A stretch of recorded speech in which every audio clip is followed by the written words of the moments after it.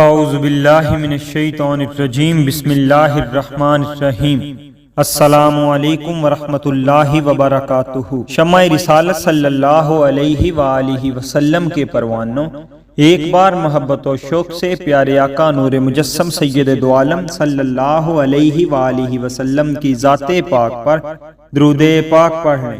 اللہم صلی علی سیدنا محمد وعلی آل سیدنا محمد وبارک وسلم۔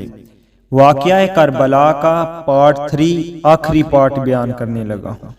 باوجود اس کے کہ 3 دن کے پیاسے اور صدموں سے چور چور تھے، اپنی شہادت کے بعد محاضرات عصمت و طہارت کی اسیری و بے کسی کا خیال بھی دامن گیر تھا، مگر قربان جائیں آپ کے صبر و استقلال کے اور سرشاری شوق و شہادت کے کہ باطل کے سامنے کسی کمزوری کا مظاہرہ نہیں فرمایا اور ثابت کر دیا کہ میری رگوں میں خون رسول ہے اور میرے بازوؤں میں قوت حیدر ہے، میرے جیسا کوئی شاہ سوار نہیں ہے کیونکہ میں نے دوش رسول پر سواری کی ہے، میرے جیسا کوئی بہادر نہیں ہے اس لیے کہ مجھے رسول اللہ صلی اللہ علیہ وآلہ وسلم نے اپنی شجاعت بخشی ہوئی ہے، میں مظہر شجاعت رسول ہوں۔ الغرض ابن سعد اور اس کے مشیروں نے یہ دیکھ کر کہ اکیلے امام نے نامواران کوفہ اور بہادران شام کی عزت و شجاعت کو خاک میں ملا دیا ہے، یہ تجویز کیا کہ دست بدست جنگ کی بجائے امام پر چاروں طرف سے تیروں کا می برسایا جائے اور جب خوب زخمی ہو جائیں تو نیزوں کے حملے سے تن نازنین کو ہدف بنایا جائے، لا حول ولا قوت الا باللہ۔ چنانچہ ان اشقیاء کے حکم سے تیر اندازوں نے ہر چہار طرف سے تیر برسانے شروع کر دیے، گھوڑا اس قدر زخمی ہو گیا کہ اس میں قوت و ہمت نہ رہی، ناچار حضرت امام کو ایک جگہ ٹھہرنا پڑا، اب ہر طرف سے تیر آ رہے تھے اور امام مظلوم کا تن اقدس ہدف بنا ہوا تھا۔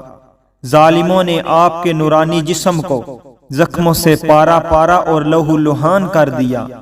ایک مردود ابو الحنوق کا تیر پیشانی مبارک پر لگا، وہ پیشانی جو بارگاہ بے نیاز میں جھکنے والی اور حبیب خدا صلی اللہ علیہ وآلہ وسلم کی بوسہ گاہ تھی، شگافتہ ہو گئی، اس کے خون سے چہرہ انور سرخ ہو گیا۔ آپ نے منہ پر ہاتھ پھیرا اور فرمایا، بدبختو، تم نے تو رسول اللہ صلی اللہ علیہ وآلہ وسلم کی اذیت کا بھی خیال نہ کیا۔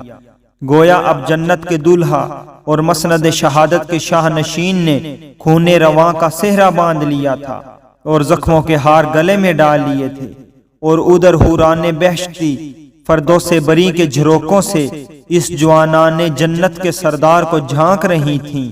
حوض کوثر میں اپنے ٹھنڈے اور شیریں جام اس 3 روز کے پیاسے کے لیے تیار کر رکھے تھے۔ انبیاء، اولیاء اور شہداء کی ارواح مقدسہ سید المرسلین صلی اللہ علیہ وآلہ وسلم کے نواسے سید الشہداء کے استقبال کے لیے ہمتاً تیار تھیں۔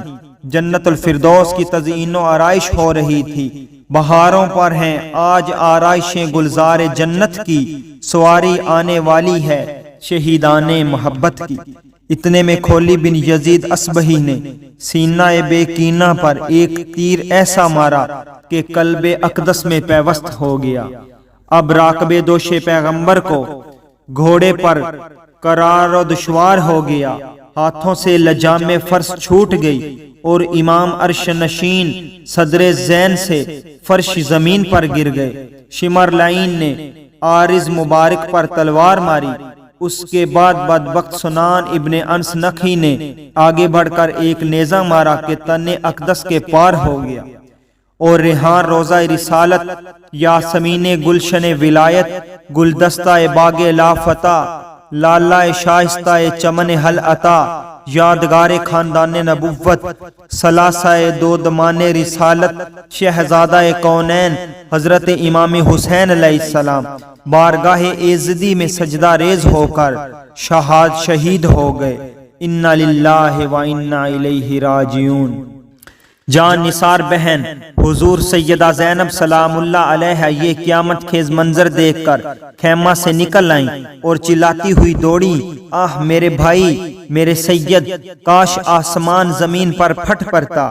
اس وقت ابن سعد حضرت امام کے پاس کھڑا ہوا تھا، اس سے کہنے لگیں، اے عمر بن سعد، ابو عبداللہ قتل کیے جا رہے ہیں اور تو دیکھ رہا ہے۔ گو ابن سعد کی آنکھوں پر جاہ و حشمت کی حرص و طمع نے پردے ڈال دیے تھے، پھر بھی قرابت تھی۔ سیدہ زینب کی فریاد سن کر اور حالت دیکھ کر بے اختیار رو دیا کہ رخساروں پر آنسوؤں کی لڑی رواں ہوگی، اور فرط خجالت سے سیدہ زینب کی طرف سے منہ پھیر لیا۔ خدا تعالی کی اس ظالم پر لعنت ہو۔ شکی ازلی خولی بن یزید حضرت امام کے سر انور کو جسد اطہر سے جدا کرنے کے لیے بڑھا، لیکن ہاتھ کانپ گئے، تھر تھرا کر پیچھے ہٹ گیا۔ اس کے بھائی حشل بن یزید پلید نے گھوڑے سے اتر کر سر مکرم کو جسد معظم سے جدا کر کے اپنے بھائی کھولی کے حوالے کیا۔ بعض کہتے ہیں کہ شمر لعین کوڑی تھا، اس نے سر مبارک کو کاٹا۔ حضور صلی اللہ علیہ وآلہ وسلم نے فرمایا تھا کہ میں نے خواب میں دیکھا ہے کہ ایک ابلک کتا میرے اہل بیت کے خون میں منہ ڈالتا ہے۔ حضرت امام جعفر صادق علیہ السلام فرماتے ہیں کہ اس خواب کی تعبیر 50 برس کے بعد ظاہر ہوئی، جبکہ شمر ذیلجوشن ابرس نے حضرت امام علی مقام کا خون بہایا۔ حضرت محمد بن عمر بن حسن علیہ السلام فرماتے ہیں کہ ہم حضرت حسین علیہ السلام کے ساتھ کربلا میں تھے، آپ نے شمر کو دیکھ کر فرمایا، اللہ اور اس کا رسول سچا ہے۔ رسول اللہ صلی اللہ علیہ وآلہ وسلم نے فرمایا تھا کہ میں ایک ابلک کتے کو دیکھتا ہوں جو میرے اہل بیت کے خون میں منہ ڈالتا ہے۔ سیدہ زینب رضی اللہ تعالی عنہا دوڑتی ہوئی اپنے پیارے بھائی کی طرف بڑھی۔ تذکرہ سبت ابن الجوزی میں ہے کہ آپ کے جسد اطہر پر 33 زخم نیزوں کے اور 40 زخم تلواروں کے تھے، اور آپ کے پہراہن شریف میں 121 سوراخ تیروں کے تھے۔ اس شقاوت و سنگ دلی پر زمین کانپ اٹھی، عرش الہی تھرا گیا، زمین و آسمان خون کے آنسو روئے، شجر و حجر سے نالا و شیون کی صدائیں بلند ہوئیں، جن و انس اور ملائکہ آسمانی میں صف ماتم بچھ گئی۔ اہل بیت پاک سے گستاخیاں بے باکیاں، لعنت اللہ علیکم دشمنان اہل بیت۔ کربلا کے بیابان میں ظلم و جفا کی آندھی چلی، مصطفی چمن کے گنچا و گلے باد سموم کی نظر ہو گئے، علی کا گھر تاراج ہو گیا، زہرا کا لہلہاتا باغ اجڑ گیا، ریاض نبوی کا گل سرسبز مسلا گیا۔ اس غریب الوطنی میں بچے یتیم اور بیویاں بیوہ ہو گئیں اور ان کو اسیر بنا لیا گیا۔ یہ واقعہ 10 محرم 61 ہجری جمعہ کے روز ہوا۔ حضرت امام علی مقام کی عمر مبارک اس وقت 56 سال 5 ماہ اور 5 دن کی تھی۔ اس صادق جاں باز نے اپنے نانا جان کے ساتھ کیا ہوا عہد پورا کیا، دین حق پر قائم رہ کر اپنا کنبہ اور اپنی جان راہ خدا میں ایسی ثابت قدمی کے ساتھ نظر کی جس کی مثال نہیں ملتی۔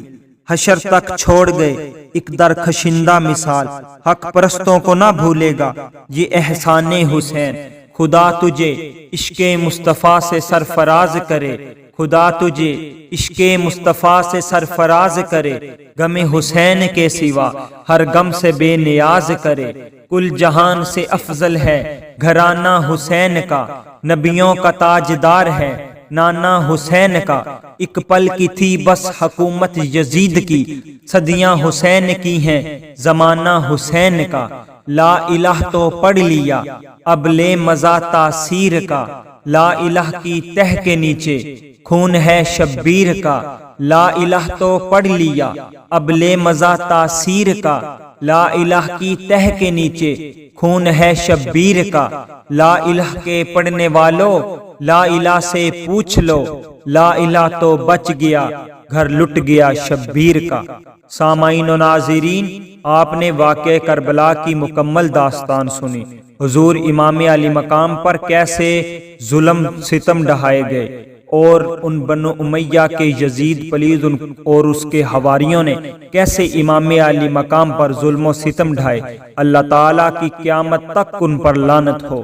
مزید اس طرح کے ایمان افروز واقعات سننے کے لیے، درود شریف کی فضیلت و عظمت سننے کے لیے ہمارے چینل کو سبسکرائب کریں، ساتھ بیل آئیکن کو بھی پریس کریں تاکہ ہر نئی آنے والی ویڈیو آپ کو آسانی سے مل سکے۔